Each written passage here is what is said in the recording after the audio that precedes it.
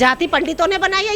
ये बात तो हम शुरू से कहते आ रहे थे, हमारी ही बात को कह नहीं रहे, दोहरा रहे हैं भाई, वो दोहरा रहे हैं क्योंकि वो घबरा रहे हैं कि अगर बहुजन जाग गया तो इनका सुपड़ा साफ हो जाएगा। लेकिन मंदिर बन रहा है, हिंदू एकजुट हो रहे हैं। कौन बना रहे हैं मंदिर? हम तो मंदिर नहीं बना रहे। मंदिर की जगह आप हॉस्पिटल बनाइए। कोरोना काल में कौन से भगवानों ने साथ दिया?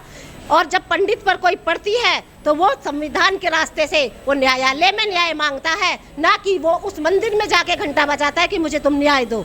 अगर न्याय की बात होती तो वहाँ सीसीटीवी कैमरे ना लगते।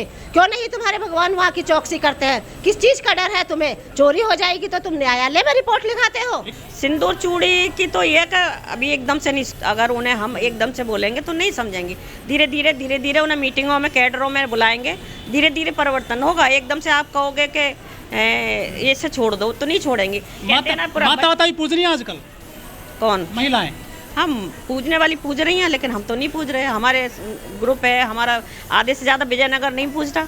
आज माता रमाबाई को पूज रहे हैं, माता सावित्रीबाई को पूज रहे हैं। और अरे जो कहते हैं कि शिक्षा की देवी सरस्वती है, लेकिन हम तो मानते हैं हमारी सावित्रीबाई हैं शिक्षा की देवी।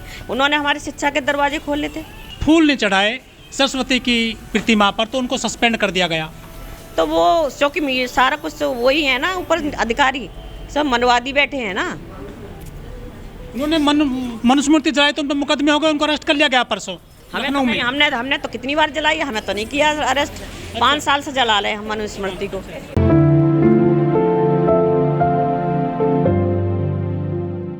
मैम क्या नाम है आपका? मैं मंजू सिंह, रोहतास नगर विधानसभा से और बसपा की एक छोटी सी कार्यकर्ता हूँ और अभी एमसीडी का इलेक्शन लड़ा है हाल ही में रोहतास नगर विधानसभा। लेकिन सफलता नहीं मिली आज बहन जी को। कौन कहता है सफलता नहीं मिली? एक भी तो सीट नहीं आई है। एक सीट आने से क्या होता है? हमारे बाबा साहब ने 2-2 बार इलेक्शन लड़ा, वो जीते नहीं तो इसका मतलब सफलता नहीं मिली। संविधान के रचयिता को अगर समाज ने वोट नहीं दिया तो इसका मतलब सफलता हमें नहीं मिली। अपने समाज से हम खड़े हुए हैं और हमने वो जज्बा और अपना वो हौसला दिखाया, सबसे बड़ी सफलता तो ये है। लेकिन लोकतंत्र में जीत का सेहरा बनता है। जीत का सेहरा नहीं बनता, ईवीएम का सेहरा बनता है जी। आप अपने सवालों को बदलिए, हम अपना जवाब बदलेंगे। ईवीएम बदल दीजिए, क्यों नहीं आप बैलेट पेपर से वोट कराते हैं? क्यों घबरा रहे हैं भाई? किस चीज़ की डर है, किस चीज़ की चिंता है आपको? क्योंकि आप हार जाएंगे, चिंता ये है आपको। लेकिन आज के ज़माने में सत्ता नहीं मिलेगी तो आप बहुत पीछे चले जाओगे। सत्ता नहीं मिलेगी, सत्ता का जाने का रास्ता तो बाबा साहब ने संविधान बता दिया हमें। सत्ता में जाने का जो गलियारा इन लोगों ने, मनुवादियों ने, मनुस्मृति ने बंद कर दिया है। हम बहुजन मूवमेंट से उस गलियारे को, उस गंदगी को साफ करने का काम कर रहे हैं और आज नहीं तो कल लिख कर रख लिए जगह सफलता हमें डेफिनेटली और पक्का मिलेगी। लेकिन बाबा साहब ने यह भी कहा था कि हर समस्या की चाबी राजनीति में सत्ता है, और आप राजनीति में सत्ता में जो नहीं जा पा रहे हैं। राजनीति में और सत्ता में कौन कहता है नहीं जा पा रहे? अगर ऐसा होता तो बहन कुमारी मायावती जी इतने बड़े सूबे और इतने बड़े भूखंड की, भारत के भूखंड की 4-4 बार मुख्यमंत्री ना बनती। अगर सत्ता में ना जाते तो ये बात और है। जब उन्हें लगा कि बहन जी का दावा जो है ना दिल्ली पर है और दिल्ली की पीएम बनने की उनकी पूरी तैयारी हो चुकी है, तो इन्होंने एक क्या कार्ड खेला? इन्होंने अरविंद केजरीवाल को सामने ला के रख दिया, आम आदमी पार्टी ने, जो कि करोड़ों में टिकट बेच रही है। ऐसे लोगों को वो लोग कहीं ना कहीं हमारे दलितों से ही के वोट से ही तो वो बनते हैं। बिल्कुल बाबा साहब ने जो कहा वो 100% सच है कि सत्ता में जाने की चाबी जो है ना वो हमारी राजनीति है। लेकिन कहीं ना कहीं राजनेता को हमारा वोट तो चाहिए, लेकिन हम लोगों का साथ नहीं चाहिए उन्हें। वो सिर्फ और सिर्फ वोट का कार्ड खेलते हैं हम लोगों के साथ, और ये हमें और हमारे बहुजन भाइयों को समझनी होगी कि हम कहने में ही 85% नहीं है, हमारे वोट के बिना वो जीत नहीं सकते। ये बात सब जानते हैं और इसीलिए तो ये इस मोहन भागवत को ये बात भी कहनी पड़ी है कि धर्म का जो ये निर्माता ये तो पाखंडवाद है, ये ब्राह्मण है, ये किसी भगवान ने नहीं रची है। ब्राह्मण संस्कारी होते हैं, वो बुरा नहीं करते किसी का भी। ब्राह्मण कुरीतियों को फैलाने वाले एक अज्ञानी पंडित होते हैं, जो अगर उनके बाप दादा एक ही बात, अगर वो इतने ही संस्कारी, इतने ही ज्ञानवान है, तो क्यों नहीं किसी और को उस मंदिर का पुजारी बनने का काबिल नहीं है ना उसके लायक। कौन कहता है काबिल नहीं है? हम संविधान बनाने के काबिल है, हम न्यायालय बनाने के काबिल है। बाबा साहब के संविधान ने एक महिला को डीएम बनने का, डॉक्टर बनने का और संविधान में न्यायालय न्यायाधीश बनने का, यहाँ तक कि डीएम सीएम पीएम बनने का मौका दिया। क्यों नहीं ये पंडित भगवान देते हैं हमें? किसी मंदिर ने, किसी धर्मशास्त्र ने हमें महिलाओं को एक मंदिर की सीढ़ी तक चढ़ने का अधिकार नहीं दिया। तो हमारा भगवान हमारा बाबा साहब है और हमारा मंदिर संविधान है, संसद है। आप जैसी महिलाएं जो पढ़ी लिखी हैं, इंटेलेक्चुअल है, वो तो जानते हैं कि बाबा साहब ने कितना काम किया महिलाओं के लिए। लेकिन जो और महिलाएं हैं वो तो अभी भी देवी के जागरण करवाती हैं, उनको पता नहीं बाबा साहब ने क्या क्या उनको अधिकार दिए। वो देवी के जागरण बाबा साहब के अधिकारों के उसमें नहीं, वो उस डर के कारण करवाती जो मनुवादियों ने, मनुस्मृतियों, पाखंडियों ने उनके दिमाग में कर दिया।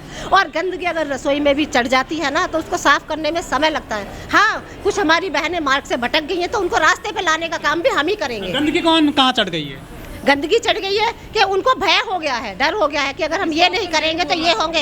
हम करवा चौथ का व्रत नहीं करते हैं, हम जो है कोई जागरण नहीं करते हैं, हम भीम चर्चाएं करते हैं, हम अपनी बात को करते हैं। आज यहाँ पर माता रमाबाई की जयंती के उसमें हम बहुजन बहनें आई हुई हैं और इसकी सबको सबसे पहले जो शुभकामनाएं हैं, मंगल कामनाएं हैं वो देती हूँ। और आप सभी भाइयों का जो बहुजन मूवमेंट के लिए अपनी बहुजन मीडिया को आगे चलाते हैं, सब साधुवाद के पात्र हैं, सबको बहुत बहुत साधु। पाखंडी उस धीरेन्द्र शास्त्री को ये चुनौती देती हूँ कि मैं अगर अपनी मुट्ठी बंद कर लूँ और वो मुझे ये बता दे कि ये मुक्का, ये मुट्ठी अब क्या काम करेगी, तो मैं उसको खुद सैल्यूट करूँगी। वो पाखंडी है, वो धूर्त है, वो सिर्फ और सिर्फ अपने व्यापार की दुकान चला रहा है। अगर ऐसा नहीं होता तो वो क्यों टिकट लगाता है, क्यों उन लोगों के क्यों नहीं फ्री में आने देता है? बहुत बढ़ती जा रही है, लाखों लोग जाते हैं सप्ते। भाई बुराई का साथ तो करोड़ों ही देते हैं ना। अच्छाई के रास्ते पर तो कम ही लोग चलते हैं। तो अच्छाई के रास्ते पर चलने वालों का आप साथ दीजिए और आप लोग भी उन चीज़ों को बार बार वो लोग नहीं बढ़ा रहे जितना हम उनका दिन में 1000 बार नाम लेते हैं। क्यों नाम ले रहे हैं हम? कौन है ये धीरेन्द्र शास्त्री? कहाँ से आया है?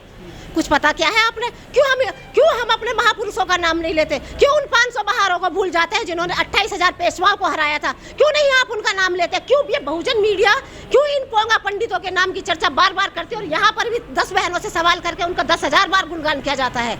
हम उनका विरोध करते हैं। लेकिन सरकार के नुमाइंदे भी जा रहे हैं वहाँ पर। मोदी जी खुद महाकाल में चले जाते हैं, लगाते हैं, बढ़ाते हैं। मोदी जी क्या हमारे हैं?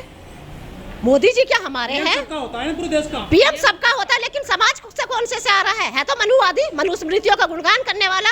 क्यों नहीं ये अस्पताल बना रहा है? क्यों नहीं स्कूल बना रहा है? क्यों नहीं ये कहीं पर भी कॉलेज बना रहा है?